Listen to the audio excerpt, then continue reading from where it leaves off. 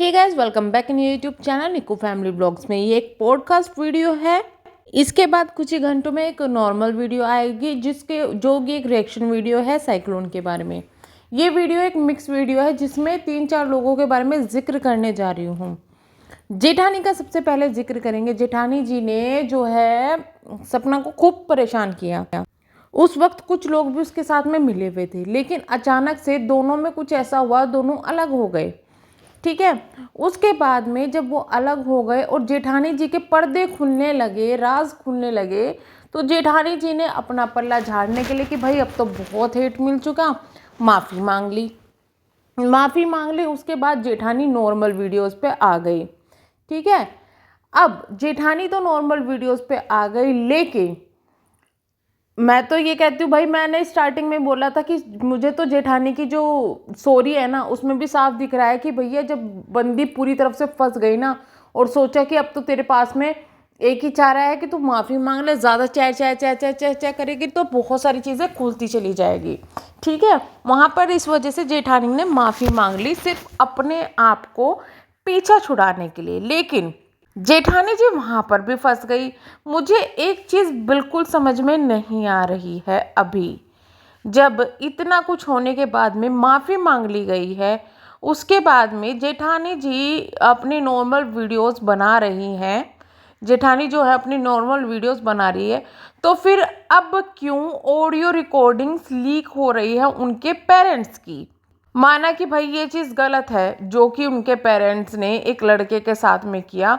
एक देखिए, मैं एक बात कहूँ कि एक लड़की भी गलत हो सकती है, एक लड़का भी गलत हो सकता है। अगर कहीं दहेज का केस या इस तरीके के केसेस जो होते हैं, उसमें ज़रूरी नहीं है कि हमेशा लड़का ही गलत हो, कई बार लड़कियां भी गलत हो सकती है। और ये चीज़ें देखी जा सकती है कि कहीं ना कहीं जेठानी के केस में जेठानी बहुत ज़्यादा एग्रेसिव है, और हम ये भी नहीं कह सकते कि भाई दूसरा पक्ष बिल्कुल ही सीधा है या कुछ भी है, वो हम नहीं कह सकते।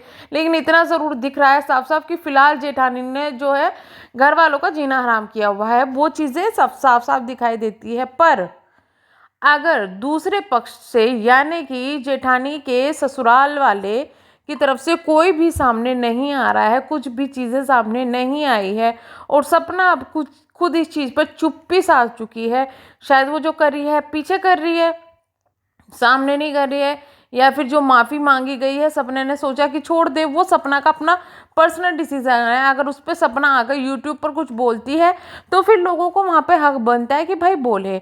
लेकिन जब सपना जब तक नहीं बोल रही है तो वहाँ पर क्वेश्चन करना थोड़ा सा पीछे हट जाते हैं। अब बैक टू आते हैं जेठानी और जेठानी के ससुराल वाले पर। माना कि चलो जेठानी बेकार है और उसने जो भी किया, चलो, क्योंकि मैं जेठानी को इतनी सीधी नहीं समझती, क्योंकि अगर कोई इतना सीधा होता या फिर इतना सही होता तो सपना के लिए जो बातें बोली गई थी वो कभी ना बोली जाती उस टाइम पर। और जो दिल से भड़ास निकली है ना, एक्चुअली में निकली है, वो गुस्से में नहीं निकली, वो दिल की एक तड़प जो थी ना किसी को नीचा दिखाने की, गलत करने की, वो तड़प निकली है।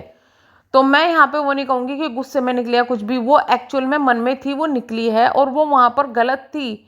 लेकिन क्या अभी जो भी ये ऑडियो रिकॉर्डिंग जो लीक हो रही है उनके पेरेंट्स की या फिर किसी भी चीज़ की निकल रही है, ये ना मुझे थोड़ी ये चीज़ समझ में नहीं आ रही है। अगर किसी को ये चीज़ों का पता हो ना कि भाई क्यों क्यों ये चीज़ें लीक हो रही है, क्योंकि बहुत से लोग हैं ये चीज़ें जानना चाहते हैं कि भाई आखिर में मैटर ऐसा क्या हो रहा है।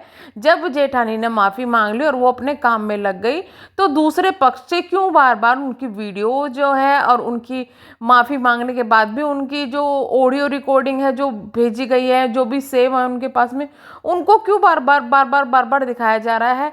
हाँ, अगर जेठानी ने कुछ पोक किया है, कुछ कहा है, तो फिर भी बनता है, या फिर पीछे कुछ आपके कैमरे के पीछे कुछ ऐसा लड़ाई झगड़ा हुआ है जिसे आप लोग एक्सप्लेन करना चाहोगे, तो ये थोड़ा मेरे दिमाग में जो है क्वेश्चन अभी उठा हुआ है। अगर जेठानी ने कुछ वहाँ पे बीच में खड़ा किया है जो कि यूट्यूब पर नहीं पता है, या फिर हम लोगों को जिस चीज़ की जानकारी नहीं है, तो फिर मैं भी कहूँगी कि चलो भैया ये ऑडियो जो लीक हो रही है, ये सब चीज़ें लीक हो रही है, ये ठीक है।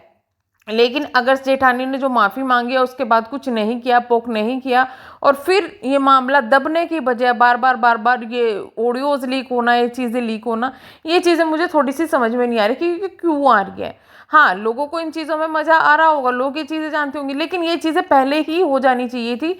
जब माँ की ऑडियो रिकॉर्ड लीक हुई थी, जब भी पिताजी की भी पूरी ऑडियो रिकॉर्ड लीक हो जानी चाहिए थी। इतना सस्पेंस रखने के बाद में और इतना सब कुछ खत्म होने के बाद में अब दोबारा ये चीज़ें क्यों उठ रही हैं, मुझे वो चीज़ समझ में नहीं आ रही है। हाँ, जिनको ये लगता है कि जेठानी बहुत ज़्यादा सीधी है, उसके साथ गलत हो रहा है, ये हो रहा है, वो हो रहा है, नहीं, जो बीज बोया गया था ना, अब वही वो बीज काट रही है एक्चुअली में ना। उसने ये सोचा था कि अब तू सब सब करके और सपना को बदनाम कर दे, लेकिन उन्होंने जो बीज बोया उसी को वो काट रही है और वो उस चीज़ को भुगत रही है। लेकिन जो मेरे दिमाग में सवाल उठा, मैंने उसको जस्ट पूछ लिया, तो शायद कोई हो उनको देखने वाला या कोई भी हो तो इस चीज़ का एक बार जवाब दे देना कि क्यों ऑडियो लीक हो रही हैं इस तरीके से। ये चीज़ थोड़ा मुझे अटपटी लगी। बाकी मैं जेठानी जी के साथ में ना तो कभी थी, ना हूँ और ना होंगी, क्योंकि मैं आज भी इस बात को मानती हूँ कि जब जेठानी चारों तरफ से फंस गई और उसको ये लगा कि अब तू बढ़िया बन के और निकल ले, तो माफ़ी मांगी गई, और वो भी किस तरीके से मांगी गई आप सभी जानते हैं। अभी भी अपने आप को बहुत भला दिखा के सिंपैथी कार्ड खेला जा रहा है, अपने परिवार को बचाने की कोशिश नहीं की जा रही है। दूसरी बात यह है कि जो सपना के लिए चीज़ें बोली गई थी, उनको चीज़ों को भूलना बहुत ज़्यादा मुश्किल है, क्योंकि किसी को इस तरीके की बातें बोलना कि तेरा परिवार उजड़ गया, मैंने बद्दुआ दी थी, ये वो दी थी, इतना ही नहीं, जेठानी ने बहुत सारे लोगों को ये चीज़ें बोली हैं, तो वो चीज़ें भूलने वाली नहीं है। मैं तो साफ बोलूँगी कि पहले भी बोला था, अब भी बोलूँगी, भले ही आप किसी के अगेंस्ट में हो और वो इंसान इस वक्त सही भी हो, बट जेठानी को फिर भी मैं सपोर्ट कभी नहीं करूँगी। तो हम करते हैं वीडियो को यहीं पे एंड, मिलेंगे नेक्स्ट वीडियो में, तब तक के लिए बाय बाय। जल्दी रिएक्शन आने वाला है, कुछ ही देर में डाल दूँगी मैं, उसको ज़रूर देखिएगा। Bye bye.